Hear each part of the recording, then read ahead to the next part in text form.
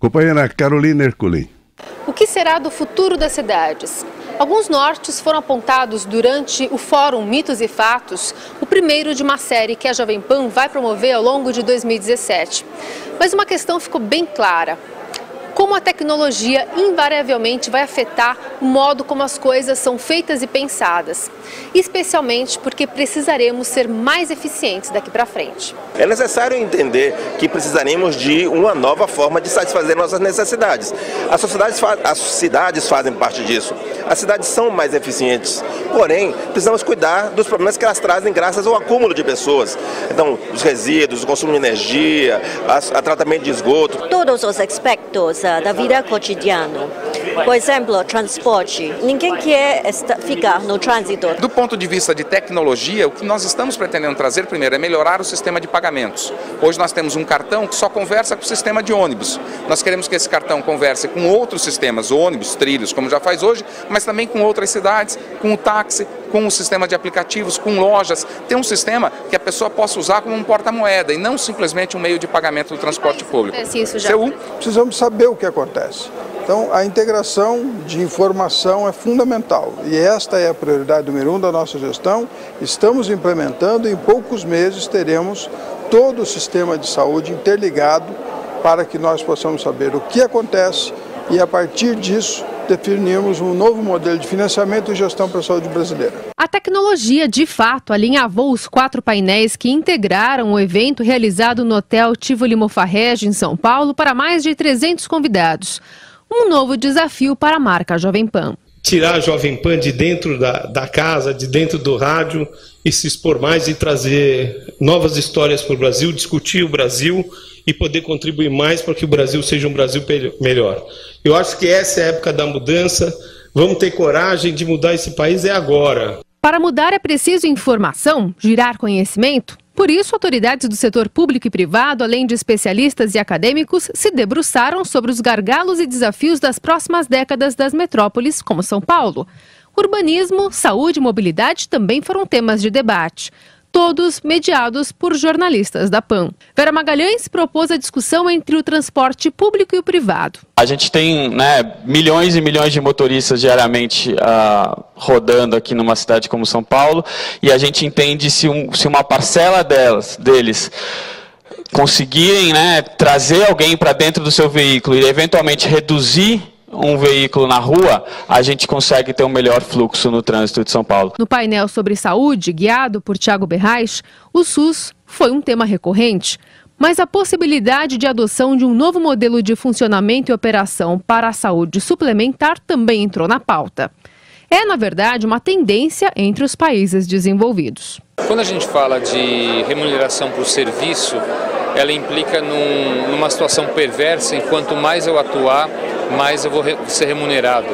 E isso é importante, então, que alguém fique doente e eu remunere mais porque eu vou poder fazer mais. Existe modelo por remuneração por performance, quer dizer, as pessoas que têm uma medicina de maior qualidade, com menor complicação, com desfechos melhores, e aí a remuneração é pelo desfecho, aí você vai ser melhor remunerado. O ideal é que o Supremo Tribunal Federal, nestas ações que está julgando de medicamento de alto custo e de eficácia, que é registro na Anvisa, decida que o SUS é tudo que está disponível no SUS para todos. No tema urbanismo, Carlos Andreasa tratou das novas regras, nem sempre acertadas, para problemas contemporâneos com os convidados do painel. A gente vive um excesso de burocracia, E o mundo das corporações, o mundo corporativo, ele vai tomando conta. Essa votação do Congresso, eu sou deputado federal, estou licenciado, e essa votação no Congresso do Uber versus táxi, é basicamente o mundo corporativo, das corporações, assim, digamos, do cartório contra o mundo da sociedade. O foco, na hora de se regrar, de se legislar, não tem sido o usuário, não tem sido o cidadão. E o futuro? Carlos Aros mediou panorama para um amanhã cada vez mais próximo com os convidados. Eu queria fazer 2 elogios. O primeiro é que o painel tem um perfil multissetorial e é muito bom estar setor privado, setor público, o governo, a academia discutindo junto. E o segundo é que é muito interessante uma rádio te convidar para estar num evento onde você tem uma ideia da rádio como uma tecnologia ultrapassada, entre aspas, e daqui a pouco você está no carro de alguém, você está na internet, você está em vários lugares falando sobre cidades inteligentes. Mas não é qualquer rádio, é a Jovem Pan, que é multiplataforma, é outra história. E além de robotização e da internet das coisas, a banda larga esteve no centro das discussões. Levar a internet para todos os cantos do país, infelizmente isso não acontece. Hoje as nossas fronteiras, a partir do momento que o nosso primeiro satélite de propriedade do país for lançado, isso acontecerá nos próximos dias, nós poderemos monitorar a fronteira, nós poderemos evitar o contrabando, enfrentar o tráfico de drogas. Nós poderemos levar a internet, a banda larga, a regiões onde o agronegócio ainda não conta com esse importante instrumento de gestão e dessa maneira temos um Brasil mais desenvolvido. São Paulo, a megalópole que serve de exemplo de modernidade para tantas outras, também está de olho em referências bem-sucedidas lá fora, segundo o governador Geraldo Alckmin, que encerrou o evento da Jovem Pan. As metrópoles atraem, né? Isso não é ruim, desde que a gente tenha planejamento. As grandes cidades são muito eficientes do ponto de vista de investimento público. Você pega o metrô, transporta 5 milhões de pessoas por dia. Você tem um retorno brutal do ponto de vista socioeconômico.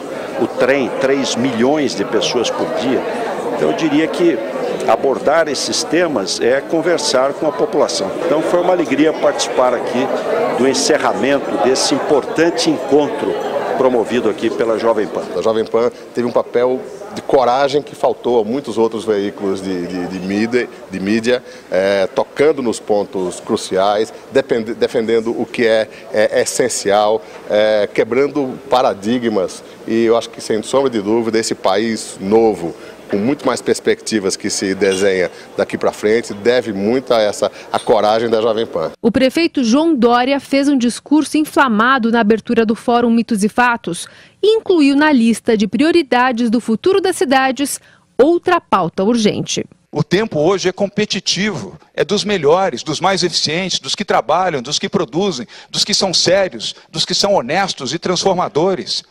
E transformar o Brasil é apoiar, sim, as reformas, é ter coragem de apoiar as reformas e fazê-las. É bom para o Brasil. Evidente, com ajustes, com debates, isso é importante, é saudável, é democrático, mas fazer. Ainda que com pequenos erros, é melhor fazer do que a imobilidade do não fazer. Ou temer, como muitos políticos, infelizmente, temem e recuam diante da necessidade de transformar. Não é hora de recuar, é hora de avançar. A íntegra de todos os painéis do Fórum Mitos e Fatos você acompanha no canal da Jovem Pan no YouTube. Professor Vila, a discussão importante, são discussões importantes, né, melhor dizendo, sim, e temas para a cidade, temas para o futuro. Os painéis foram muito interessantes, inclusive, né? Foram. Eu acompanhei, até fiz lá breves palavras lá, a convite do Tutinha, e eu realmente fiquei... Discurso de abertura. Discurso ali de abertura. E esse compromisso que a Jovem Pan, né, tem com o Brasil. E eu me lembrei até de uma passagem do Franco Montoro, que costuma ex-governador de São Paulo, né? Costumava dizer que ninguém vive na União, no Estado, as pessoas vivem no município, né? E as pessoas esquecem disso, que é uma coisa, parece tão simples, mas que é esquecido e tal. E discutir, e vir dados, informações, né? Porque fica muito na base do chute, né? E então chegar e apresentar as informações e tal. Por exemplo, São Paulo tem 14.700 ônibus, é a cidade que tem o maior número de ônibus no mundo, né? O tempo que a discussão entre metrô e ônibus foi muito boa, mostrando, por exemplo, que se você tiver os corredores de ônibus, é muito mais barato que o metrô. E por que a pessoa gosta do metrô? Porque a cada 3 minutos passa o vagão lá, o trem lá. Pode ser a mesma coisa com ônibus, né? Ou seja, você pode construir esse tipo de facilitação, de bom funcionamento, por exemplo, da questão dos ônibus. Interessante sobre os dados de poluição, que muitas vezes falam os ônibus poluem, não, são os caminhões, 45% quase devido aos caminhões. Quer dizer, um monte de dados, no caso da saúde, foi apresentado. Então isso que é interessante, quer dizer, você sai daquele senso comum, da filosofia das massas, e passa a discutir questões concretas, informações sérias sobre as cidades, porque hoje o Brasil mudou muito. Aquele Brasil da transição do mundo rural para o mundo urbano era Hoje você tem, eu até fiz uma menção rápida, entre São Paulo e o Rio de Janeiro é quase que uma cidade só. É incrível a ligação que você tem na Dutra em sequência, que é uma coisa assim assustadora. Deve ser, excetuando a China, porque tudo na China é maior, mas a ligação entre duas cidades, em 440 quilômetros aproximadamente, São Paulo e Rio, que tenha a maior população no mundo. Não sei se provavelmente seja, ou entre as maiores, né?